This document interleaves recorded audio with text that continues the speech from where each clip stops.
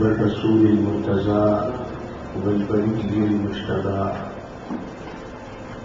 وعلى نجم الهدى وعلى آله وأصحابه التقى والنقى والذين أقيموا مقام العز والوفاء. أما بعد، فأعوذ بالله من الشيطان الرجيم. بسم الله الرحمن الرحيم. لقد كان لكم في رسول الله أسوة حسنة. وقال الله تعالى في مقام آخر: الحمد لله رب العالمين. صدق الله العظيم. وبلغنا رسوله النبي الكريم الأمين المكين المجيد الرؤوف الرحيم. حمد و ثنا کے بعد مقتدر علماء و مقتدر ائمہ اور عشاقان مصطفیٰ غلامان مصطفیٰ صلی اللہ علیہ وسلم، بالخصوص خصوصی مہمان گرامی کالج مفکر اسلام اور محترم ڈاکٹر صاحب اور دیگر رفقاء کار و معاملین و منتظرین، سب سے قبل میں دل کی اتھا گہرائیوں سے افتخار سادات، وقار سادات اور زینت سادات اور داعی اتحاد اہل سنت سیدی و سندی حضرت مولانا احمد جیلانی قادری دعوت برکاتہ قدسیہ کو دل کی اتھا گہرائیوں سے علمی اور فکری سیمینار کے انعقاد پر اپنی جانب سے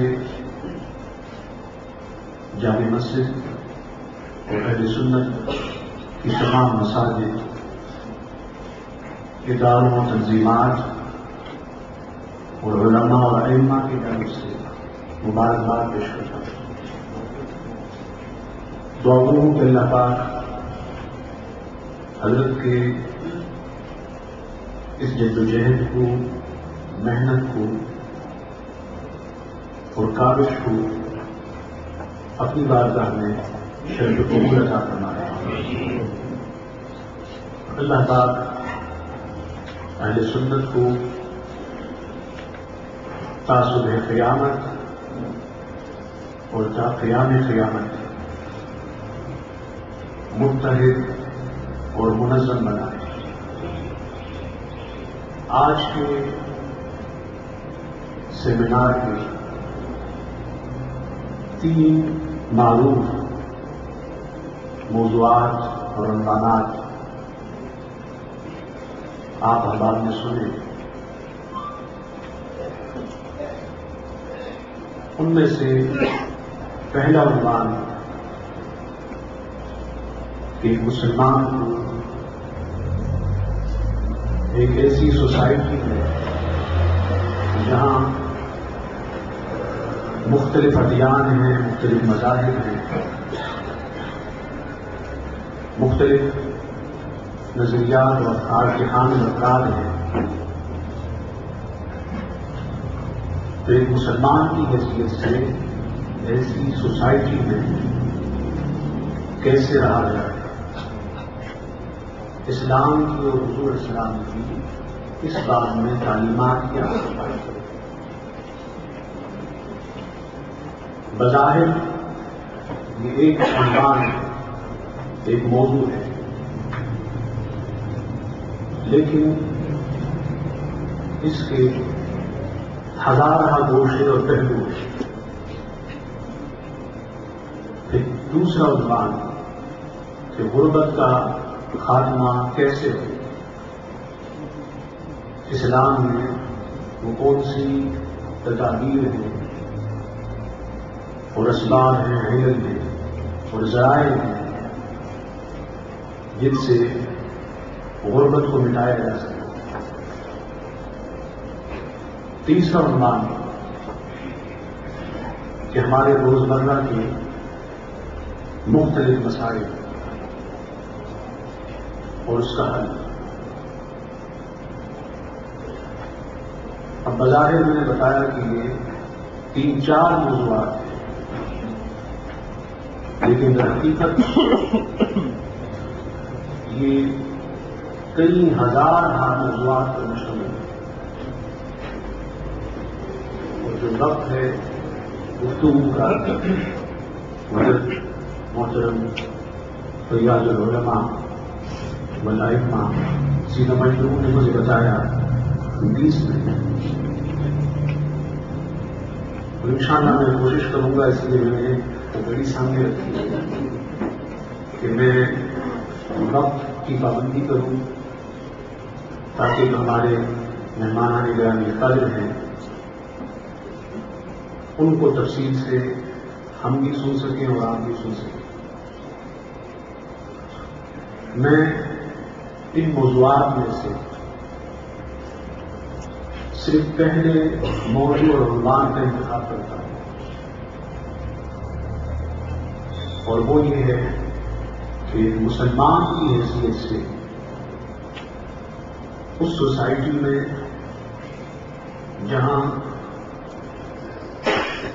تہذیب مختلف ہے، تمدن مختلف ہے، ادیان اور مذاہب الگ ہیں، ایک مسلمان کو اس معاشرے میں کیسے رہنا چاہیے، اور چاہتا ہوں کہ اس کو سورہ فاتحہ کی روشنی میں بیان کریں۔ سورہ فاتحہ میں جہاں اعتقادی پہلو ہے، عملی پہلو ہے، معاشی اور اقتصادی پہلو ہے، جہاں روحانی اور فکری پہلو ہے، تو وہاں سورہ فاتحہ میں ہمارے لیے یہ ہدایات بھی موجود ہیں کہ ہم ایک مسلمان کی حیثیت سے ایسی سوسائٹی میں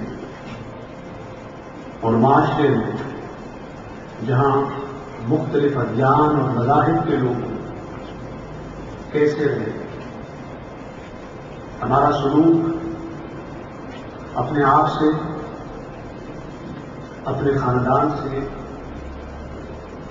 اہلیان علاقہ اور محلہ سے، اور معاشرے میں بسنے والے مسلمانوں سے، اور اسی معاشرے میں بسنے والے غیر مسلموں سے کیسے ہونا چاہیے، ہمیں وہ کون سی خوبیاں، وہ کون سے اوصاف اور وہ کون سی صفات اور کوالٹیز اپنانی چاہیے جس سے غیر مسلم متاثر ہو کر ہمارے دین میں اور ہمارے مذہب میں داخل ہو، اور ہر مسلمان اسلام کی ایک زندہ مثال بن جائے، ہر مسلمان حضور السلام کی تعلیمات اور حضور السلام کے افکار کا نمونہ بن جائے۔ سو اختصار سے میں نے سورہ فاتحہ سے 6 اوصاف اور کوالٹیز کا انتخاب کیا جو ایک مومن میں اور ایک مسلمان میں ہونی چاہیے، جن سے ایک مسلمان کو اور مومن کو متصل ہونا چاہیے۔ بالخصوص اس سوسائٹی میں اور اس معاشرے میں جس معاشرے میں اس کے ساتھ مختلف ادیان اور مختلف مذاہب کے لوگ موجود ہیں اور صبح و شام ان سے واسطہ پڑتا. سو پہلی صفت اور کوالٹی اخلاص ہے، سنسیئرٹی،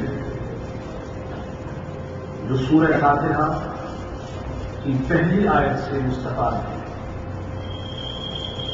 اللہ تعالیٰ نے فرمایا الحمدللہ رب العالمین. علماء بیٹھے ہیں کہ للہ کلام یہ نحات کے یہاں لام اختصاص ہے، لیکن اہل تصوف کے یہاں یہ لام اخلاص ہے. سو ہر وہ مومن، ہر وہ مسلمان جو کسی ایسے معاشرے میں رہے جس معاشرے میں اور سوسائٹی میں مختلف مذاہب اور مختلف ادیان کے بسنے والے لوگ ہوں، وہاں اسے بالخصوص اپنے اندر اخلاص کی صفت پیدا کرنی چاہیے.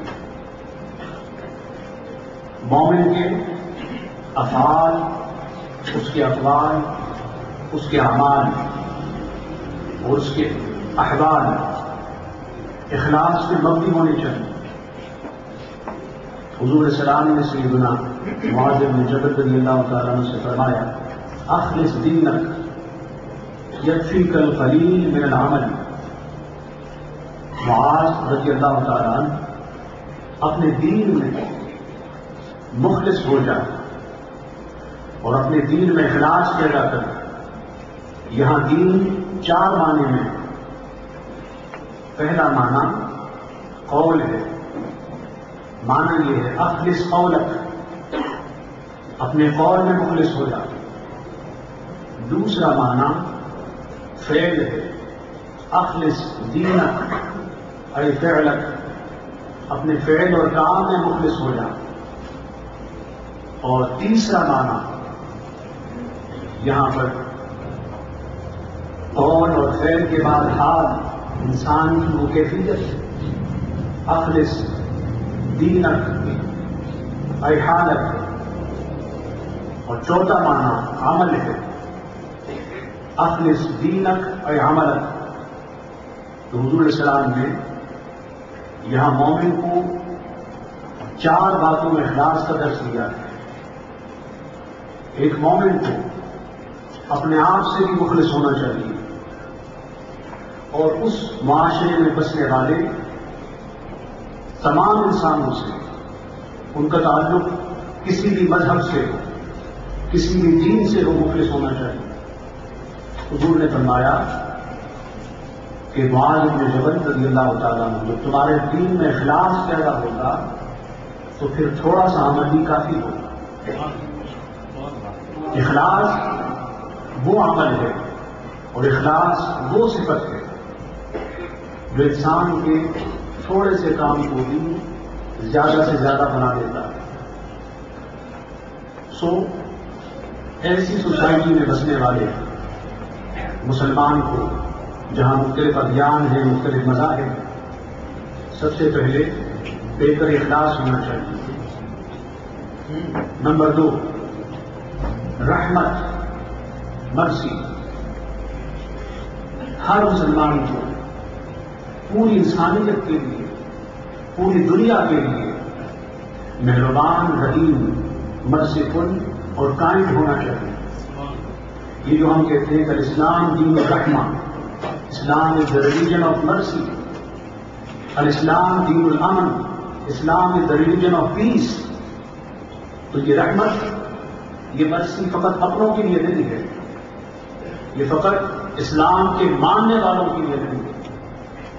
اسلام کا دائرہ رحمت اتنا وسیع ہے، اتنا وسیع ہے کہ اس کائنات ہست و بود میں بسنے والے ہر انسان کو اس دائرہ امن میں اور دار رحمت میں اختیار ہونے، داخل ہونے کا پورا پورا حق ہے۔ یہ سورہ فاتحہ کی دوسری آیت ہے، الرحیم الرحمن الرحیم سے مستفاد ہے کہ انسان بالخصوص میں مومن کی بات کر رہا ہوں کہ اس کو معاشرے کے ہر فرد کے لیے پیکر رحمت ہونا چاہیے اور مجسمہ رحمت ہونا چاہیے، قائم اور مرسیفت ہونا چاہیے۔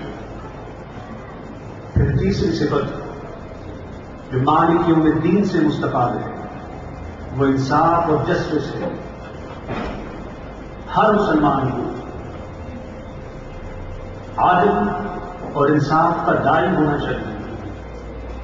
ہر مسلمان کو خیانت اور کرپشن کے خلاف ہونا چاہیے۔ ہر مسلمان کی شب و روز کی زندگی عدل و انصاف سے مبنی ہونی چاہیے۔ حضور علیہ السلام نے فرمایا افضل الجہاد کلمۃ عدل عند سلطان جابر، فرمایا کہ سب سے بہتر جہاد وہ عدل کا اور جسٹس کا ایک پیغام ہے، ایک جملہ ہے ظالم بادشاہ کے سامنے۔ تاریخ گواہ ہے کہ جب غیر مسلموں نے اسلام اور مسلمانوں کا نظام عدل دیکھا، ان کا سسٹم آف جسٹس دیکھا، تو فقط نظام عدل کو دیکھ کر اور نظام انصاف کو دیکھ کر وہ مسلمان تھے۔ پھر چوتھی صفت جو مومن میں ہونی چاہیے، بالخصوص وہ جو ایسی سوسائٹی میں رہتا ہو، ایسے معاشرے میں رہتا ہو جہاں اس کے ساتھ مختلف ادیان اور مختلف مذاہب کے لوگ، جہاں مختلف ادیان کا پڑتا وہ ہے طہارت، پیوریفیکیشن۔ اور یہ ایاک نعبد و ایاک نستعین سے مستفاد ہے۔ پیوریفیکیشن اور طہارت کے دو طریقے، ایک طریقہ عبادت کا، ورشپ، اور دوسرا طریقہ استعانت کا ہے، seeking help from Allah almighty, Allah سے مدد طلب کرنا۔ بڑی مشہور حدیث ہے، میں تفصیل میں نہیں جانا چاہتا کیونکہ میرے خطاب کا وقت اب بہت تھوڑا رہ گیا۔ حضور علیہ السلام نے صحابہ سے پوچھا کہ تمہارے گھر کے سامنے اگر دریا ہو اور تم روزانہ دن میں 5 مرتبہ اس میں نہاؤ غسل کرو تو کیا جسم پر کوئی نئے کچھ باقی ہوگی؟ صحابہ نے عرض کیا رسول اللہ نہیں۔ فرمایا یہی مثال نماز کی ہے، جس طرح پانی سے انسان کا ظاہر پاک ہوتا ہے، اسی طرح نماز اور عبادت سے انسان کا باطن اور اندر پاک ہوتا ہے۔ میں بالخصوص نوجوانوں سے مخاطب ہوں۔ طہارت اور پیوریفیکیشن یہ مومن کی بنیادی صفت ہے اور بنیادی وصف ہے۔ وہ نوجوان جو مختلف گناہوں میں، مختلف آلودگیوں میں اور مختلف علائشوں میں جو اپنی زندگی مختلف گناہوں کے بدل کیے ہوئے ہیں، ان سے میری عاجزانہ التجا ہے کہ خدا کے لیے وہ گناہوں سے نکل آئے، خدا کے لیے وہ اپنے آپ کو طیب، طاہر و پاک و صاف بنائے۔ یہی پیغام ان کے لیے اللہ کا بھی ہے اور اللہ کے رسول کا بھی ہے۔ بلکہ ایک مومن فقط اپنے آپ کو پاک نہیں کرتا، اپنے آپ کو صاف نہیں کرتا، وہ جہاں جہاں سے گزرتا ہے لاکھوں کو، ہزاروں کو پاک صاف کرتا ہوا آگے نکلتا ہے۔ باقی و طہارت وہ چراغ ہے کہ انسان جب یہ چراغ لے کر اندھیرے سے گزرتا ہے تو جہاں جہاں سے وہ گزرتا ہے وہاں وہاں سے ناپاکی کے اندھیرے اور تاریکیاں ختم ہوتی۔ اس لیے معاشرے کے نوجوان بالخصوص میرے اس پیغام کو سنیں اور خدا کے لیے گناہوں کی زندگی سے، غفلت کی زندگی سے نکل آئے۔ آپ جانتے ہیں کہ آج الیکٹرانک میڈیا کے ذریعے سے اور پرنٹ میڈیا کے ذریعے سے جہاں بہت ساری سہولیات ہیں، جہاں بہت ساری فیسلٹیز ہیں، تو وہاں گناہوں کے دروازے بھی مختلف شکلوں میں کھلے ہوئے ہیں۔ اس لیے ضرورت اس بات کی ہے کہ جو نوجوان نمازی بنے، تہجد گزار بنے، شب رات بنے، اور پانچواں وصف وہ ہے ہدایت، گائیڈنس۔ ہمیں چاہیے کہ ہم معاشرے میں ہر ایک فرد کو گائیڈ کریں، چاہے اس کا تعلق ہمارے مذہب سے ہو یا نہ ہو، ہر ایک کی رہنمائی کریں، ہر ایک کو دین حق کا پیغام دیں، ہر ایک کو دین حق کا راستہ دکھائیں۔ اور پیغام ہدایت یہ عبادت کی اعلیٰ ترین اقسام میں سے ہے، اور یہ اہدنا سے مستفاد ہے۔ پھر آخری بات، الصحبۃ الصالحہ، دا گڈ کمپنی۔ ہم میں سے ہر ایک کی صحبت صالح ہونی چاہیے، ہم میں سے ہر ایک کی صحبت نیک ہونی چاہیے، ہم میں سے ہر ایک کی صحبت صالحین اور متقین کے ساتھ ہونی چاہیے، اور یہ صفت صراط الذین انعمت علیہم سے مستفاد ہے۔ وہ صالحین کون ہیں؟ وہ صحبت صالحہ کن کی صحبت ہے؟ وہ انبیاء کی ہے، صدیقین کی ہے، شہداء صالحین کی ہے، یا پھر ان کے نائبین علماء کی ہے؟ آپ جانتے ہیں حضرت رومی نے فرمایا کہ صحبت صالح ترا صالح کنت، صحبت طالح ترا طالح کنت۔ نیک کی صحبت تجھے نیک و صالح بنا دے گی، اور برے انسان کی صحبت تجھے برا بنا دے گی۔ حدیث بات میں حضور صلی اللہ علیہ وسلم نے فرمایا المرء علی دین خلیلہ فلینظر من یخالف۔ فرمایا انسان اپنے دوست کے مذہب پر ہوتا ہے، اپنے دوست کے مذہب کو اپناتا ہے، اختیار کرتا ہے، تو دوست بنانے سے پہلے دیکھو کہ دوست کس سے بنا رہے، تمہارا اٹھنا بیٹھنا کس کے ساتھ ہے۔ الصحبۃ مؤثرۃ، صحبت کا ایک ایفیکٹ ہوتا ہے، اثر ہوتا ہے۔ تو آخری صفت جو مومن کی میں نے سورہ فاتحہ کی روشنی میں بتائی وہ صحبت صالحہ ہے، اور یہ اہدنا میں نام اور صراط المستقیم اس سے مستفاد اور ماخوذ ہے۔ اگر آپ سورہ فاتحہ کو بغور پڑھیں، اس کے معنی، مفاہیم، مطالب اور مقاصد ہوں، تو آپ کی زندگی کے جملہ مسائل اور جملہ احکام کا حل سورہ فاتحہ میں۔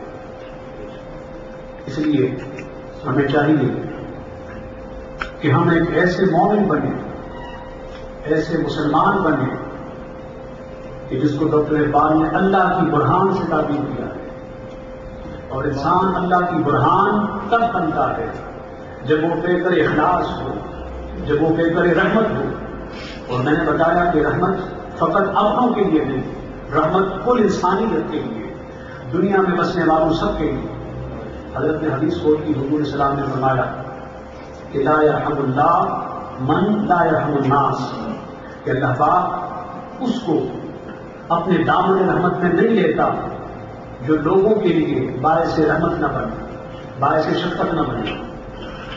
لوگوں پہ رحمت، لوگوں کے ساتھ شفقت، الفت و پیار، یہ اللہ کی رحمت کا باعث بنتا ہے، اللہ کی رحمت کا باعث بنتا ہے۔ اس لیے ہمیں چاہیے کہ ہمارا پیغام امن کا پیغام ہو، ہمارا پیغام الفت و محبت کا پیغام ہو، ہمارا پیغام انصاف اور عبادت اور طہارت کا پیغام ہو، ہمارا پیغام استعانت کا پیغام ہے۔ اور ہم میں سے ہر ایک ایسا انسان بنے، ایسا مومن اور ایسا مسلمان بنے جو اعلیٰ حضرت نے فرمایا، آپ نے فرمایا انہیں جانا انہیں مانا نہ رکھا غیر سے کرنا، للہ الحمد میں دنیا سے مسلمان تھا۔ تو ان کو ماننے کا تقاضا یہ ہے کہ ہم بے کر اخلاص بنے، انہیں ماننے کا تقاضا یہ ہے کہ ہم میں سے ہر ایک بے کر رحمت بنے، ان کو ماننے کا تقاضا یہ ہے کہ ہم میں سے ہر ایک انصاف کا عملی نمونہ بنے، ان کو ماننے کا تقاضا یہ ہے کہ ہم میں سے ہر ایک کا ظاہر و باطن پاک ہو، جذبتیں پاک ہو، خلوتیں پاک ہو۔ انہیں ماننے کا تقاضا یہ ہے کہ ہم میں سے ہر ایک کائنات کی ہادی مرشد اور رہنما بنے۔ انہیں ماننے کا تقاضا یہ ہے کہ ہم میں سے ہر ایک کی صحبت صالحہ ہو، ہم میں سے ہر ایک کی صحبت امت کے لیے فائدہ مند ہو، ہم میں سے ہر ایک کی صحبت امت کے لیے باعث نجات، باعث سعادت اور باعث ہدایت ہے۔ اللہ پاک ہمیں اس طرح مومن اور مسلمان بنائے جو اللہ اور اس کے رسول صلی اللہ علیہ وسلم کی تعلیمات کا مقتضا اور تقاضا ہے۔ وما علینا الا البلاغ۔